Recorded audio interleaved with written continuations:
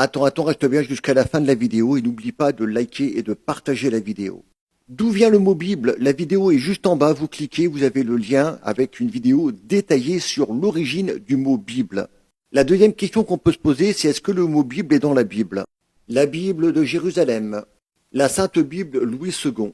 Bien sûr, le mot Bible se trouve sur la couverture, il n'y a aucun souci. Mais est-ce que le mot Bible est dans la Bible? On en parle tout de suite.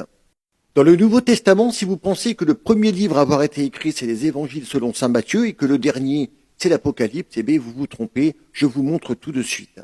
Les premiers écrits du Nouveau Testament, c'est bien sûr Paul, la première lettre aux Thessaloniciens, vers 52 après Jésus-Christ.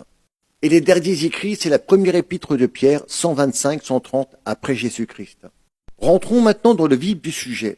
On va prendre 3 passages bibliques où il y a marqué Biblos, qui veut dire livre. Et on va regarder ensemble si ça veut bien dire Bible. C'est parti les amis. Premier exemple, Luc chapitre 3, verset 4.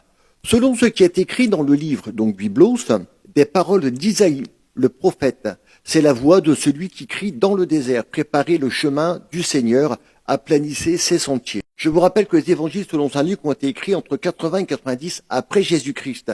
La première épître de Pierre, qui n'était pas encore écrite, a été écrite entre 125 et 130, donc elle n'existait pas. Sachant que là, on parle du prophète Isaïe, on parle de l'Ancien Testament. Quand on parle du livre, donc Biblos, on parle du livre d'Isaïe qui se trouve bien sûr dans la Bible, mais on parle de l'Ancien Testament, puisque la Bible, je vous rappelle, c'est 400 après Jésus-Christ.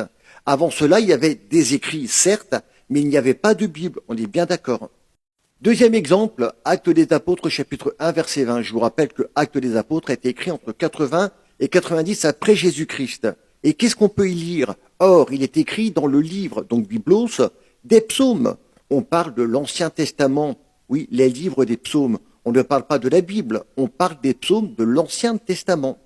Et le dernier exemple qui est magnifique, Apocalypse chapitre 22, verset 19. Et si quelqu'un retranche quelque chose des paroles du livre, donc Biblos, de cette prophétie, là dans ce passage, livre Biblos, on parle de l'Apocalypse qui a été écrit vers 90 après Jésus-Christ. Donc on ne parle pas de la Bible.